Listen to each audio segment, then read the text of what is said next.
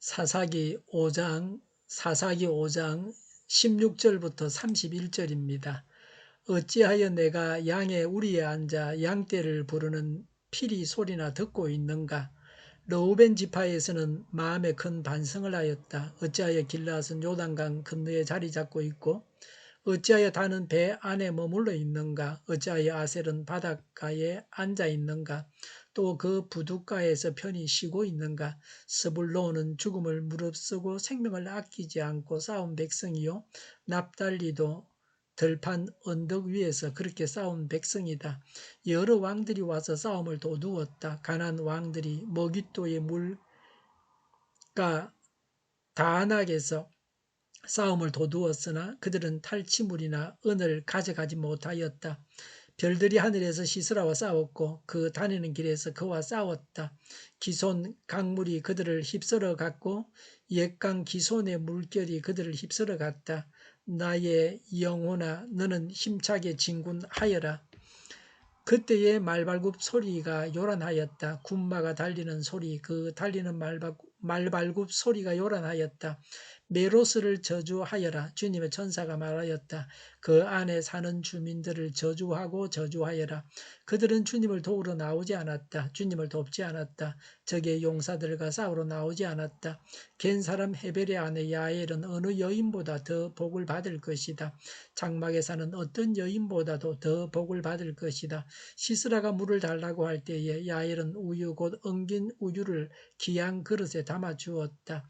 왼손에는 장막 말뚝을 쥐고 오른손에는 대장장이의 망치를 쥐고 시스라를 쳐서 머리를 깨부수고 간자놀이를 깨뚫어 버렸다.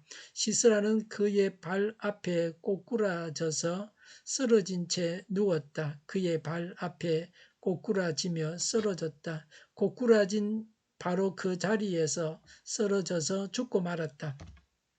시스라의 어머니가 창문으로 내다보며 창살 틈으로 내다보며 울부짖었다. 그의 병거가 왜 이렇게 더디 오는가? 그의 병거가 왜 이렇게 늦게 오는가?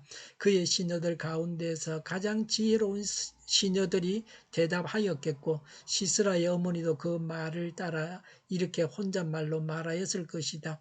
그들이 어찌 약탈물을 얻지 못하였으랴? 그것을 나누지 못하였으랴? 용사마다 한두 처녀를 차지하였을 것이다. 시스라가 약탈한 것은 채색한 옷감 곧 수노와 채색한 옷감이다. 약탈한 사람의 목에 걸칠 수노는 두 벌의 옷감일 것이다. 주님의 원수들은 이처럼 모두 망하고 주님을 사랑하는 사람들은 힘차게 떠오르는 해처럼 되게 하여 주십시오.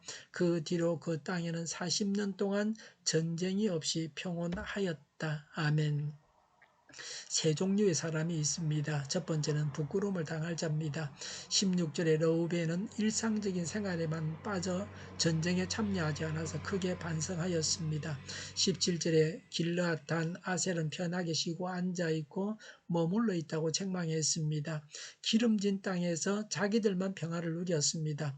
공동체 의식이었고 자기 일신의 안일만을 도모하는 자들은 책망을 받고 부끄러움을 당합니다. 마땅히 나가서 싸워야 함에도 불구하고 싸움을 회피했기 때문입니다. 우리는 아까 싸워서 이겨야 합니다.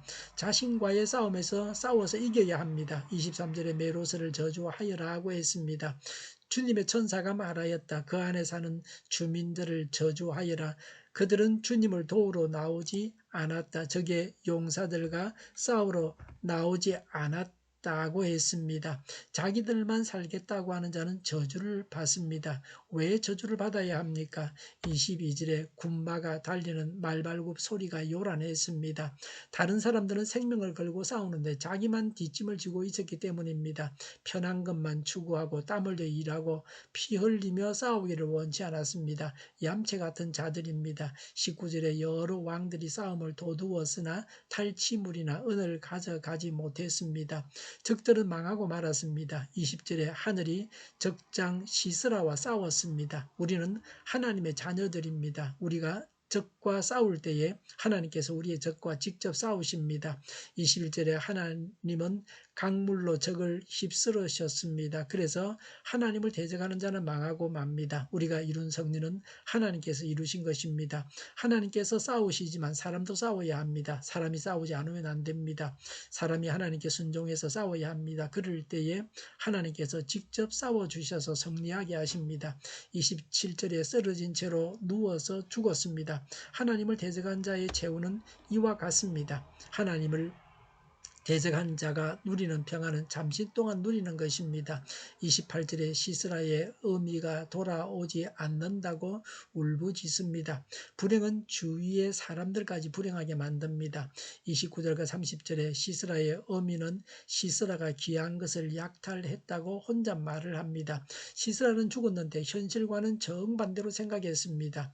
꿈속에서 말하듯이 자신의 소원을 말하고 있습니다. 31절에 주님의 원수들은 이처럼 모두 망하고 주님을 사랑하는 사람들은 힘차게 떠오르는 해처럼 되게 해 주십시오라고 했습니다. 이것이 우리의 기도가 되어야 합니다. 범죄자는 망하고 원수 마귀는 망해야 합니다. 망할 자가 망해야 이 땅에 평화가 옵니다. 악인은 망해야 합니다. 경쟁력이 없는 기업은 망해야 합니다. 망할 자가 망하지 않으면 우리 모두가 망하고 마는 것입니다. 첫 번째 사람은 부끄러움을 당할 자였습니다. 두 번째는 망할 자였습니다. 세 번째는 영광받을 사람입니다. 18절에 스불론과 납달리는 죽음을 무릅쓰고 생명을 아끼지 않고 싸운 백성입니다.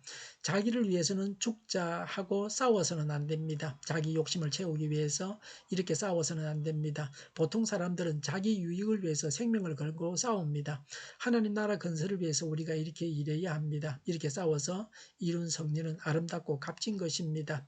세 종류의 사람 중에서도 특별히 선택된 자들이 있습니다. 24절에 겐 사람 헤벨의 아내 야엘은 어느 여인보다 더 복을 받을 것이다 라고 했습니다. 하나님의 뜻을 행했기 때문에 복을 받은 것입니다. 인간적인 정보다는 하나님의 뜻을 더 앞세운 자였습니다. 적장을 죽이는 중요한 일을 해냈습니다. 그래서 칭찬을 받았습니다. 25절에 야엘은 적장을 귀하게 대접하고 26절에 장막 말뚝과 망치로 그를 죽였습니다. 야엘의 지혜와 용기를 노래했습니다. 귀한 대접은 죽이기 위한 계략이었습니다. 귀한 대접을 받을 때에 죽임당하지 않도록 조심해야 합니다. 31절에 그 후에 40년 동안 전쟁이 없이 평온하였습니다. 평화가 그 땅에 왔습니다. 이 땅에서 누리는 안식은 잠깐입니다. 이 세상에서 누리는 천국은 쉽게 깨어지고 맙니다. 영원한 천국은 완전한 것이요 시한부 천국이 아닙니다. 이 땅에서 누리는 평화는 전쟁을 치르고 싸운 대가로 주어지는 것입니다. 의를 위해서 싸우지 않는 사람은 평화를 누릴 자격이 없습니다. 하나님을 위해서 하나님의 교회를 위해서 우리의 모든 것을 바쳐서 싸워야 합니다. 믿음의 선한 싸움을 싸워야 합니다. 하나님의 나라는 침노하는 자의 것입니다. 그런데 우리가 싸워야 할 첫 번째 상대는 우리 자신임을 잊지 말아야 합니다. 기도하겠습니다. 믿음의 선한 싸움을 싸우겠습니다. 하나님 나라 확장을 위해서 일하겠습니다. 자신과 싸워서 이기겠습니다. 오늘보다는 내일이 더 낫게 하옵소서. 교회가 분열되지 않고 하나가 되게 하여 주시옵소서. 모든 언론이 제 역할을 다하게 하여 주시옵소서. 정의가 강물처럼 흘러가게 하여 주시옵소서. 코로나19가 물러가고 백신이가 치료제가 나오고 갇힌 생활이 끝나게 하여 주시옵소서. 우리 동일교회가 만구는집하게 하여 주시옵소서. 예수 이름으로 명하노니 모든 병만은 물러가고 몸의 모든 부분들 온전하게 될지어다. 신유의 기적을 베푸셔서 지금도 저희의 질병을 고쳐 주시옵소서. 코로나19로 신음하는 모든 자들을 고치시고 온전케 하여 주시옵소서. 저희와 교회와 이 나라의 민족을 불쌍히 여겨 주시옵소서. 늘 맑은 공기를 마실 수 있게 하여 주시옵소서. 하나님께서 기뻐하시는 나라가 되게 하여 주시옵소서. 오늘도 하나님 안에서 차고 넘치는 삶, 복된 삶을 살게 하여 주시옵소서. 감사와 찬양을 주님께 돌려드리며 예수님의 이름으로 기도하옵나이다. 아멘.